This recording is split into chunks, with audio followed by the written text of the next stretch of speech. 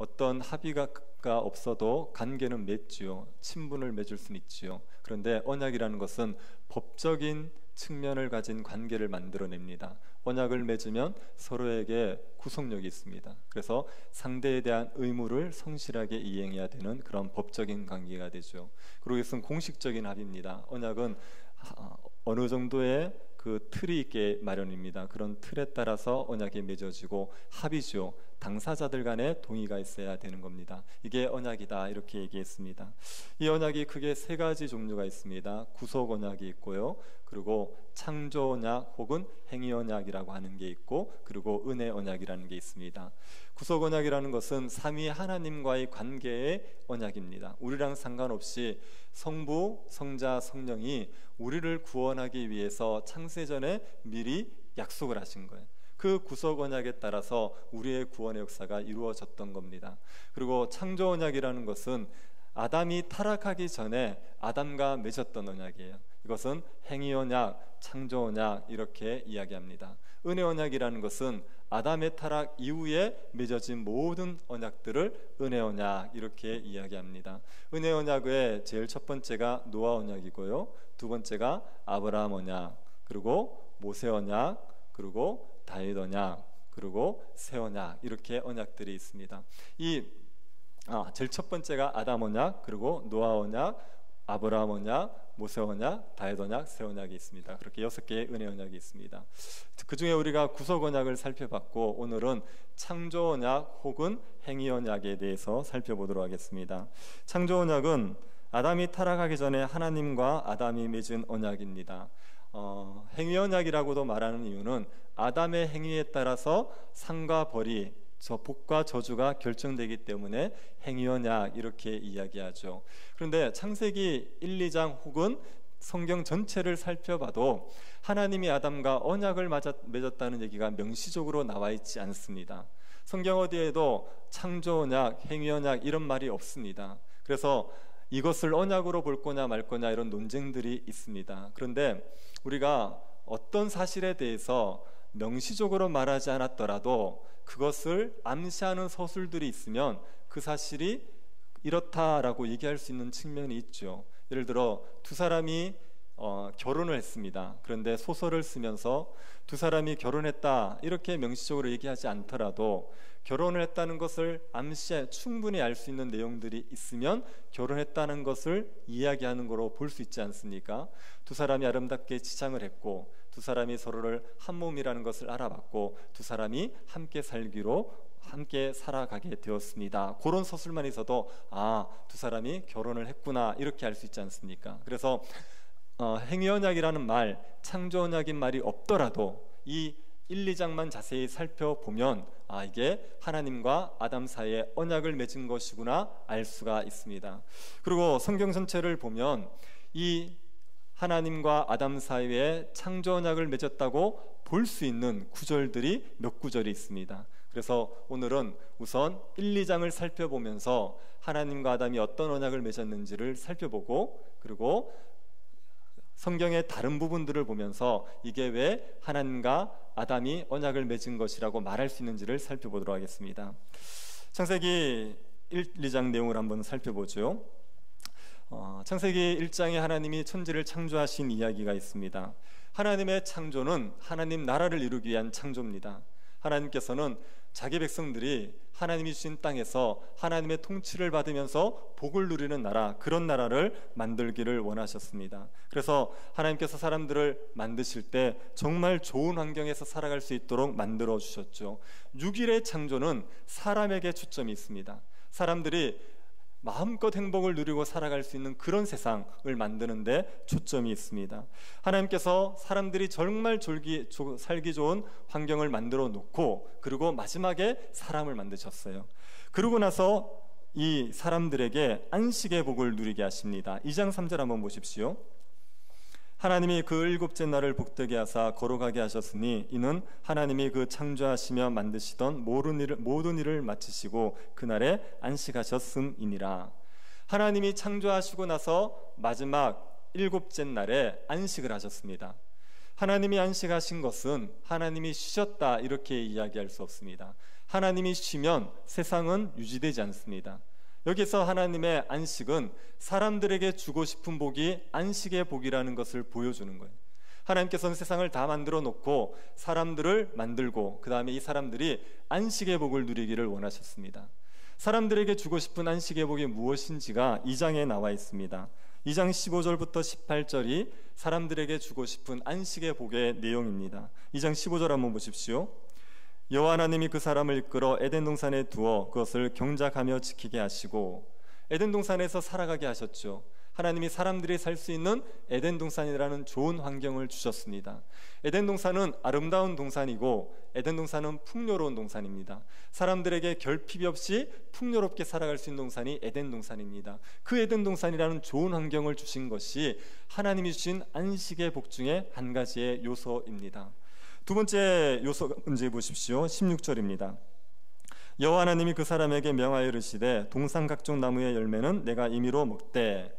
하나님께서 동산 각종 나무의 열매를 먹을 수 있게 해줬죠. 에덴 동산에서 마음껏 먹을 걸 걱정 없이 살아갈 수 있도록 만들어 주셨습니다. 18절도 보십시오.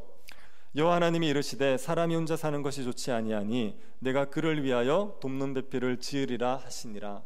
하나님이 아담을 위해서 돕는 배필을 지어주셨습니다. 그래서 홀로 살게 하지 않으시고 서로 사랑하면서 한 몸처럼 살아갈 수 있게 만들어 주셨습니다. 그리고 하나님께서 아담에게 무엇을 주셨냐면 에덴 동산을 돌볼 수 있는 사명을 주세요. 에덴 동산에서 그냥 있지 않고 일을 하면서 하나님이 맡겨주신 사명을 감당하면서 살아갈 수 있게 만들어 주십니다. 그래서 안식의 복이라고 할 수 있는 요소들은 좋은 환경, 그 다음에 풍성한 먹을거리, 그리고 사랑하는 사람, 그리고 하나님께서 맡겨주신 사명, 이런 것들이 하나님이 주신 안식의 복의 요소입니다. 그런데 이것만 가지고는 에덴 동산은 지루해요. 아무리 좋은 환경이라도 사람들끼리만 있어서는 행복하지 않습니다. 그런데 여기에 누가 계십니까? 하나님이 계시는 거예요. 에덴 동산은 하나님이 사람과 교제하면서 함께했던 동산입니다. 여기에서 마음껏 복을 누리고 살아갈 수 있게 만들어 주신 겁니다. 하나님께서 이 안식의 복을 주셨는데 아담이 이 안식의 복을 영원히 누릴 수 있는 건 아니에요. 처음 아담이 만들어졌을 때는 아담은 죽을 수 있는 존재입니다. 죄를 지을 수도 있고 죽을 수도 있는 존재입니다. 그래서 이 안식의 복이 아담에게 영원히 주어진 건 아닙니다. 하나님이 아담이 영원한 안식의 복을 누리게 하기 위해서 의를 요구하세요. 우리가 천국은 어떻게 들어가는지 아십니까? 보통 죄가 없으면 천국 들어간다고 얘기하죠. 그렇지 않습니다. 죄가 없어서 천국에 들어가는 게 아니라요, 의가 있어야지 천국에 들어갑니다. 하나님께서 우리에게 의를 요구하세요. 의라는 건 하나님의 율법을 지키는 거예요. 율법을 지켜서 의를 획득해야지 하나님 나라 천국에 들어갈 수 있습니다. 아담의 상태도 의를 획득해야지 영생을 할 수 있는 상태였어요. 그래서 하나님께서 뭘 주십니까? 선악과를 따먹지 말라는 명령을 주시는 겁니다. 17절 상반절 한번 보십시오. 선악을 알게 하는 나무의 열매를 먹지 말라. 하나님께서 선악과를 따먹지 말라는 명령을 주신 게 아담에게는 율법이었어요. 하나님이 이 율법을 아담에게 주시고 이걸 지키게 하셨죠. 그런데 율법을 먼저 주셨습니까? 은혜를 먼저 주셨습니까? 은혜가 먼저였어요. 하나님께서 창조해 주시고요, 에덴 동산을 주셨지 않습니까? 그리고 사람들에게 돕는 배필, 아담에게 돕는 배필도 주셨고 사명도 주셨고 하나님께서 은혜를 풍성하게 베푸셨어요. 그러고 나서 뭘 요구하십니까? 선악과를 따먹지 말라, 이 율법을 요구하시는 겁니다. 하나님은 율법을 먼저 요구하시는 법이 없어요. 항상 은혜를 먼저 베푸시고 그러고 나서 율법을 요구하시는 겁니다. 선악과를 따먹지 말라. 그러면 에덴 동산에서 아담은 선악과만 따먹지 않으면 되겠습니까? 다른 것도 지켜야겠습니까? 예를 들어 에덴 동산에서 아담이 하와를 죽이면 어떻게 됩니까? 그러면 벌을 받습니까? 안 받습니까? 아담은 아무 거를 해도 괜찮은데 선악과만 따먹으면 안 되겠습니까? 다른 것도 지켜야 되겠습니까? 다른 것도 지켜야 돼요. 살인하면 안 됩니다. 그리고 안식일이라는 것도 기억하고 지켜야 되고 노동도 해야 돼요. 하나님이 경작하라고 하셨지 않습니까? 여러 가지 아담이 해야 될 것들이 있어요. 그런데 그 중에 가장 중요한 것, 하나님께서 가장 핵심적으로 요구하는 게 뭐냐? 선악과를 따먹지 말라, 이걸 요구하시는 겁니다. 선악과를 따먹지 말라고 할 때 왜 선악을 알게 하는 나무를 먹지 말라고 하셨겠습니까? 선악과는 하나님의 창조주 되심을 인정할 것을 요구하는 겁니다. 선악과라 그러지 않고 선악을 알게 하는 나무 열매 이렇게 얘기하죠. 이거는 선과 악을 분별하는 나무 열매입니다. 무슨 말입니까? 선과 악은 원래 누가 정해주세요? 이건 하나님이 정해주시는 거예요. 하나님이 정해주시는 선과 악을 자기가 분별하려고 그러지 않습니까? 내가 선과 악을 정하려고 하죠. 그게 하나님의 자리에 올라가는 거예요. 그게 창조주의 자리에 올라가는 겁니다. 그래서 그걸 금하신 거예요. 네가 에덴 동산에서 왕이지만 모든 걸 다 할 수 있지만 그러나 너의 위에 하나님인 내가 있다. 그리고 내가 선과 악을 규정해 주니까 내가 선하다는 걸 선으로 받아들이고 악하다는 걸 악으로 받아들여라. 네가 선과 악을 규정하려 하지 마라. 이게 선악과를 따먹지 말라고 요구하신 겁니다. 이 선악과 테스트에 따라서 아담의 영원한 운명이 결정되게 되어 있어요. 선악과를 안 따먹으면 어떻게 됩니까? 따먹으면 어떻게 됩니까? 2장 17절 하반절 보십시오. 내가 먹는 날에는 반드시 죽으리라. 선악과를 따먹으면 반드시 죽는다 그랬어요. 이 죽음은 세 가지입니다. 영적인 죽음, 육적인 죽음, 영원한 죽음이에요. 아담이 선악과를 따먹자 바로 죽었습니까? 에덴 동산에서 쫓겨났다고요. 이게 영적인 죽음이에요. 그리고 실제로 나중에 육체가 죽죠. 그리고 아담이 만약에 복음을 안 믿었으면 영벌을 받는 겁니다. 이 죽음을 하나님께서 벌을 내리겠다고 하셨죠. 그래서 선악과를 따먹지 않으면 죽음이라는 형벌을 받게 되어 있습니다. 그런데 선악과를 따먹으면, 근데 선악과를 따먹지 않으면 어떤 일이 벌어집니까? 선악과 옆에 뭐가 있었죠? 2장 9절 보십시오. 여호와 하나님이 그 땅에서 보기 아름답고 먹기에 좋은 나무가 나게 하시니 동산 가운데에는 생명나무와 선악을 알게 하는 나무도 있더라. 선악을 알게 하는 나무가 있고 그 옆에 생명나무가 있었습니다. 그래서 생명나무가 어떤 역할을 하는지 설명하지 않아요. 그렇지만 우리는 충분히 하나님이 선악을 알게 하는 나무 열매를 따먹을 때 죽음의 벌을 내렸다는 것을 생각해 보면 이걸 따먹지 않으면 생명을 주신다는 걸 생각해 볼 수 있죠. 벌을 내리려면 어떤 규정을 지킬 때 이 벌을 내리겠다고 말했으면 그에 합당한 상을 줘야 되는 겁니다. 그래서 선악과를 따먹으면 죽는다고 얘기했으면 따먹지 않으면 산다, 영원히 산다. 이게 공의로운 거예요. 그래서 선악과 옆에 생명나무가 있었다는 얘기는 이거를 따먹지 않으면 영원한 생명을 주겠다는 약속이 되는 겁니다. 하나님께서 그 약속을 주셨습니다. 그래서 아담은 선악과를 따먹느냐 아니냐에 따라서 영생이냐 영벌이냐가 결정되지요. 그래서 이 이야기를 보면 하나님이 아담과 언약을 맺은 거라는 걸 우리가 충분히 알 수가 있습니다. 왜냐하면 고대 근동에는 종주권 조약이라는 게 있었습니다. 종주라는 쪽은 힘이 센 강대국의 왕입니다. 그리고 봉신, 종주는 힘이 센 강대국의 왕이고 봉신이라는 사람이 있습니다. 봉신은 힘이 약한 약소국의 왕입니다. 그래서 종주인 왕과 봉신인 왕이 서로 언약을 맺는 종주권 조약이라는 게 있습니다. 그 조약의 형식을 보면요, 아담과 하나님이 지금 언약을 맺는 이 요소가 종주권 언약의 형식에 그대로 나옵니다. 이렇게 되어 있습니다. 처음에 종주권 조약을 맺을 때 종주는, 강대국의 왕은 자신이 누군지를 밝혀요. 나는 무슨 나라의 왕이다, 나는 대제국 바벨론의 왕이다, 이런 식으로 자기가 누군지를 밝힙니다. 그러고 나서 종주, 강대국의 왕은 자신이 봉신, 약소국의 왕에게 한 일을 나열하게 됩니다. 나는 봉신을 위해서 이러이러한 일을 했다, 땅을 주었고 적을 막아 주었고 도로를 닦아 주었다, 뭐 이런 것들을 했다는 걸 나열하게 되어 있어요. 종주가 봉신에게 은혜를 베푼 걸 말하는 겁니다. 그 다음에 봉신의 의무사항을 말해요. 약소국의 왕의 의무사항을 말합니다. 봉신은 종주에게 1년에 양 몇 마리를 바치고 곡식을 바치고 전쟁이 있으면 참여해야 된다, 이런 의무조항을 얘기하는 겁니다. 그러고 나면 의무조항을 지켰을 때의 상과 의무조항을 어겼을 때의 벌이 규정되어 있게 되어 있습니다. 그러고 나서 증인을 세우죠. 이 언약을 보증할 수 있는 증인을 세우게 되어 있습니다. 이게 고대 근동에서의 종주권 조약입니다. 그런데 그 요소들이 창세기 1, 2장에 나타나는 거예요. 하나님께서 은혜를 베푸시는 거예요. 그 다음에 무엇을 해야 되는지를 말씀하시는 거예요. 그리고 또 그것을 어겼을 때 어떤 벌이, 지킬 때 어떤 상이 주어지는지를 얘기하는 겁니다. 그래서 이 종주권 조약의 요소들이 1, 2장에 그대로 드러나기 때문에 이것은 하나님이 아담과 언약을 맺으신 거다. 이 언약이 무슨 언약요? 창조 언약, 다른 말로 행위 언약, 이렇게 얘기하는 겁니다. 그래서 창조 언약, 행위 언약을 하나님과 타락 전에 아담이 맺었습니다. 이것을 알 수 있는 성경 구절이 몇 가지 있습니다. 이사야 24장 5절을 보십시오.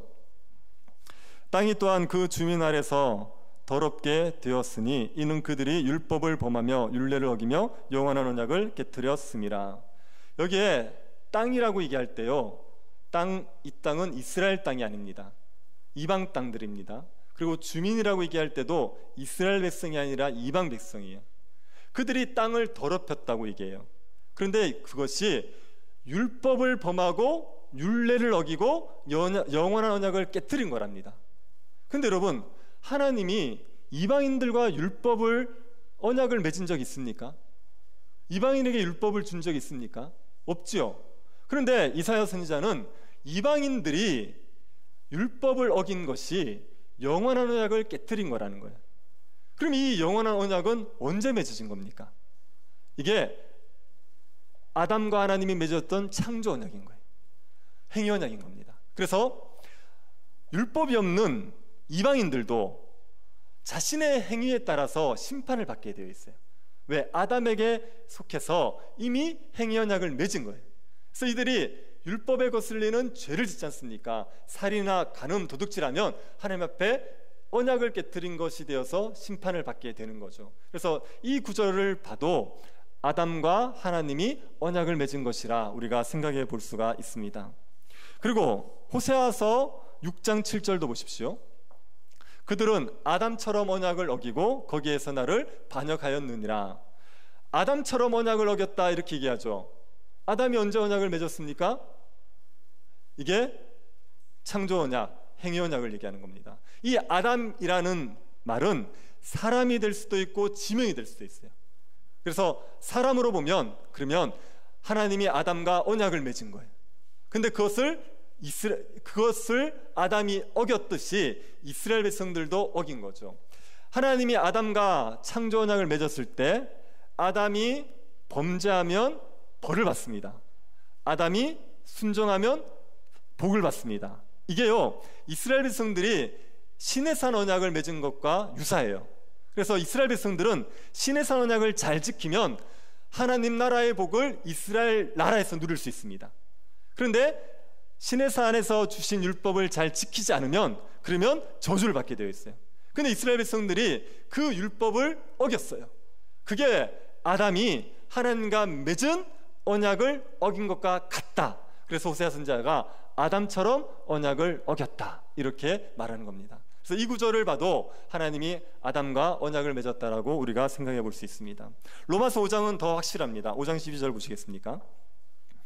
그러므로 한 사람으로 말미암아 죄가 세상에 들어오고 죄로 말미암아 사망이 들어왔나니 이와 같이 모든 사람이 죄를 지었으므로 사망이 모든 사람에게 이르렀느니라. 이 말씀은 하나님께서 인류를 두 대표로 다룬다는 이야기입니다. 한 대표는 아담입니다. 또 한 대표는 예수 그리스도지요. 그래서 두 대표의 행동에 따라서 모든 인류의 운명이 결정되는 겁니다. 아담의 행동에 따라서 모든 인류의 운명이 결정되었죠. 아담이 죄를 지었단 말이에요. 그 때문에 모든 사람들이 다 죄인이 되었고 사망의 형벌을 받게 되었습니다. 그래서 이 아담은 모든 인류의 대표로서 하나님과 언약을 맺은 거예요. 하나님과 창조 언약, 행위 언약을 맺어서 아담이 범죄함으로 말미암아 모든 인류들이 범죄하게 되고 벌을 받게 된 겁니다. 그래서 로마서는 아담을 인류의 대표로 얘기하죠. 그래서 이 아담의 범죄한 행위가 모든 사람들을 죄 아래 가두었다.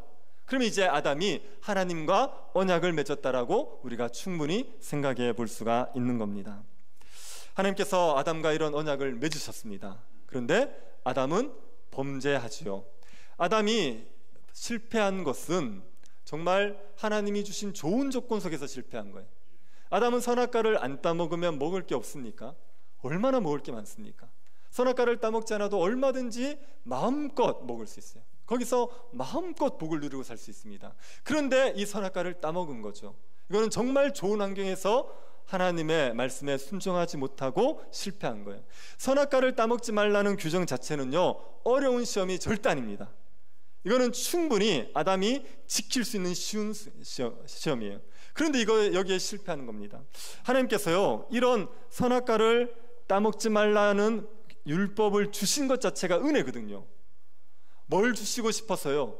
영생을 주시고 싶어서, 영원히 살게 해주고 싶어서, 영원히 복을 누리고 살게 해주고 싶어서 이 선악과 따먹지 말라는 율법을 주셨는데 이거를 못 지켜서 실패하게 된 거죠. 정말 큰 은혜를 베풀어 주셨는데 아담은 하나님처럼 되고 싶은 탐욕 때문에 넘어진 겁니다. 아담의 실패로 모든 사람들이 태어날 때부터 죄인이 되었고 모든 사람들이 죄 아래 갇혀버렸습니다. 그런데 하나님께서 새로운 인류의 대표를 보내시죠. 누구십니까? 예수 그리스도. 예수 그리스도를 새로운 인류의 대표로 보내셨습니다. 예수 그리스도는 아담이 실패했던 그 행위 언약, 창조 언약을 지키신 거예요. 아담이 하나님의 말씀을 범했었는데 예수 그리스도는 하나님의 말씀을 다 지키신 겁니다. 예수님이 세례를 받으시고 나서 광야로 가셨죠. 광야에 가셨을 때 사탄이 시험을 합니다. 사탄의 시험을 말씀으로 뿌리치지 않습니까? 사탄의 시험을 뿌리치는 게요, 이 사탄의 유혹에 넘어가지 않고 율법을 순종하시는 걸 보여주는 거예요. 아담은 그 에덴 동산에서, 먹을 것이 풍요로운 동산에서 사탄의 유혹에 넘어가서 범죄했습니다. 그런데 예수 그리스도는 사탄의 시험을 받을 때 어떤 상태였습니까? 40일간 금식했단 말이에요. 떡이 없던 그런 때에 이 말씀으로 사탄의 유혹을 이기고 하나님의 말씀에 순종하신 거죠. 그리고 예수님이 이 땅에서 33년을 사십니다. 그 33년을 사시는 동안도 율법을 다 지키신 거예요. 단 한순간도 율법을 어긴 적이 없고요, 율법에 단 한 조항도 어긴 게 없어요. 모든 율법을 항상 다 지키신 겁니다. 왜요? 아담이 실패했던 그 행위 언약, 이것을 완성하시기 위해서, 이루시기 위해서. 예수님이 율법을 다 지키셔야지 예수님이 의로운 분이 되거든요. 그래야지 우리에게 의를 선물로 주실 수가 있습니다. 그래서 예수님은 모든 율법을 다 지켜 행하신 겁니다. 그래서 아담이 실패했던 행위 언약을 예수 그리스도께서 성취하신 거예요. 그래서 의를 획득하셨죠. 그 의로 말미암아 우리가 의로워질 수가 있는 겁니다. 여러분, 모든 사람은 다 하나님 앞에 행위 언약을 맺은 존재예요. 신자든 불신자든 상관없습니다. 그래서 불신자들도요, 율법을 거슬려 행하면요, 양심이 율법이 되어서 거기에 따라 심판을 받는 거예요. 하나님과의 그 행위 언약을 맺었기 때문에. 우리도 하나님과 행위 언약이 맺어져 있는 존재입니다. 저를 한번 보십시오. 그러면 우리는 죄를 짓습니까, 안 짓습니까? 짓죠? 그러면 행위 언약에 따르면 우리는 저주를 받아야 됩니까, 복을 받아야 됩니까? 저주를 받아야 되죠. 그런데 우리가 복을 받을 수 있는 이유가 뭡니까? 우리는 하나님과 행위 언약을 맺었지만 우리의 행위로 하나님 앞에 판단을 받지 않아요. 왜요? 예수 그리스도 안에 있잖아요. In Christ. 예수 그리스도 안에 있기 때문에 하나님이 우리의 행위를 보지 않으시고 예수 그리스도의 행위를 보십니다. 예수 그리스도는 율법을 다 지켰습니까? 율법을 어겼습니까? 다 지켰죠. 그러면 예수 안에 있는 우리도 하나님 보실 때 어떤 존재로 보신다고요? 율법을 다 지킨 존재로, 의로운 존재로 보시는 거예요. 그래서 우리도 하나님과 행위 언약을 맺은 자들이지만 우리는 우리의 행위가 아닌 예수 그리스도의 행위로 판단받기 때문에 우리가 죄를 지었을지라도 하나님은 우리에게 저주가 아니라 우리에게 복을 주시는 겁니다. 네, 이게 복음이죠. 더 이상 우리의 행위로 하나님 앞에 판단을 받지 않습니다. 내가 엉터리같이 살았을지라도 하나님이 내 행위 때문에 나에게 저주를 내리거나 나에게 영벌을 내리거나 하지 않는 거죠. 오로지 예수 그리스도의 그 십자가 은혜 때문에 우리는 하나님이 주는 복을 누리고 하나님의 사랑을 받게 되는 겁니다.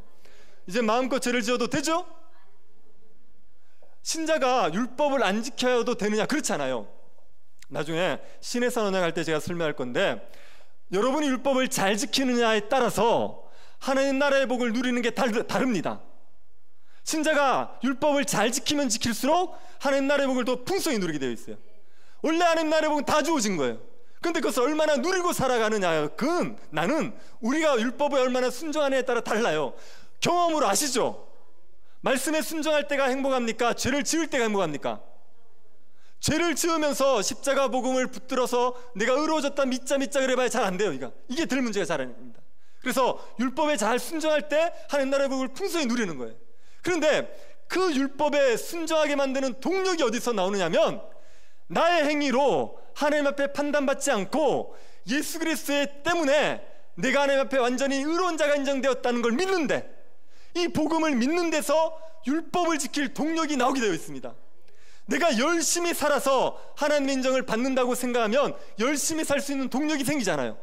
그런데 내가 엉터리같이 살았을지라도 하나님이 나를 예수 때문에 사랑하신다는 걸 믿을 때, 그때 율법을 지킬 동력이 생겨나게 됩니다. 학생들이 제일 좋아하는 말이 뭔지 아십니까? 너는 존재 자체가 소중해. 이걸 제일 좋아해요. 왜요? 공부 못한 애들 가치 없거든요. 얼굴 자유로운 애들 가치 없거든요. 집안 안 좋은 애들 별로 인정 못 받거든요. 그래서 자존감이 바닥입니다. 그런데 너의 존재 자체로 소중하다고 얘기해주면요, 애들이 되게 위를 얻고 힘을 얻어요. 그걸 믿어버리면 그럼 애가 힘이 생기는 거예요. 근데요, 그것을 우리는 복음 안에서 확인하는 겁니다. 예수 십자가 안에서 날마다 내가 너무나도 부끄러운 죄인이지만 예수 십자가 때문에 하나님 나를 사랑하시는구나, 나는 자격이 없지만 오늘도 하나님께서 나에게 은혜를 부으시겠구나, 나 같은 자에게도 하나님께서 복을 주시겠구나, 나의 기도도 들응답하시겠구나, 이걸 십자가 복음 때문에 확인할 수가 있는 겁니다. 그걸 날마다 바라보는 사람은 율법을 지키며 살아갈 수 있는 능력이 생겨나게 되어 있습니다. 그러니 여러분, 복음을 믿으십시오.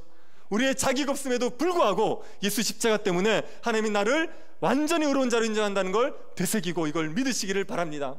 여러분이 엉터리같이 살았을지라도 여러분의 행위 때문에 하나님이 여러분을 대하시는 방식이 다를 거라 생각하지 마십시오. 여전히 하나님은 우리를 사랑으로 보시고 사랑으로 대하십니다. 내가 정말 엉터리같이 살았을 때라도 죄를 회개하시고 십자가를 붙드시면 그러면 하나님의 은혜를 다시 얼마든지 누릴 수 있습니다.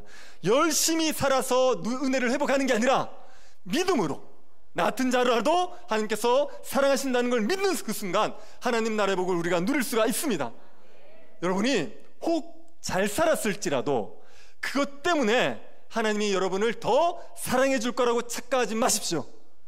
내가 정말 전력을 다해서 하나님 앞에 의롭게 살려고 애썼어도 우리는 십자가 앞에 서면 죄인이에요.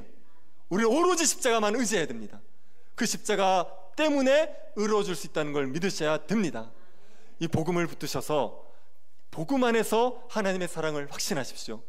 제가 예수를 믿어야 된다 이걸 굉장히 많이 얘기했는데요, 칼빈이 그렇게 정의했어요. 믿음이라는 게 뭐냐 할 때, 십자가 안에서, 그리스도 안에서 하나님이 나를 향하여 자비하시다는 것, 십자가 안에서 하나님이 나 같은 죄인을 향해서 자비하시다는 걸 믿는 것, 그게 믿음이고 그 믿음이 우리를 살릴 거라고 얘기했습니다. 그러니 그걸 믿으십시오. 이 믿음을 믿으시고 우리는 더 이상 행위 언약에 구속받지 않고 예수 그리스도로 말미암아 행위 언약을 다 지킨 자로 인정받는다는 이 사실, 이것을 날마다 되새기며 살아갈 수 있는 주의 백성들 될 수 있기를 간절히 바랍니다. 하나님 아버지, 누더기 같은 우리의 행위로 하나님 앞에 서지 않고 주님의 의로우신 행위로 하나님 앞에 서게 하심을 감사드립니다. 하나님 앞에 의롭지 못해서 낙심될 때마다 십자가를 의지하게 하여 주옵소서. 엉터리같이 살아가는 저희들이지만 그리스도 안에서 의로운 자로 인정하시고 사랑하여 주시는 하나님을 믿게 하여 주옵소서. 십자가 복음의 능력으로 죄책감과 형벌에 대한 두려움에 벗어나서 율법을 지키며 하나님 나라 복을 누리며 살아가게 하여 주옵소서. 걸어가신 예수님 이름으로 기도드립니다. 아멘.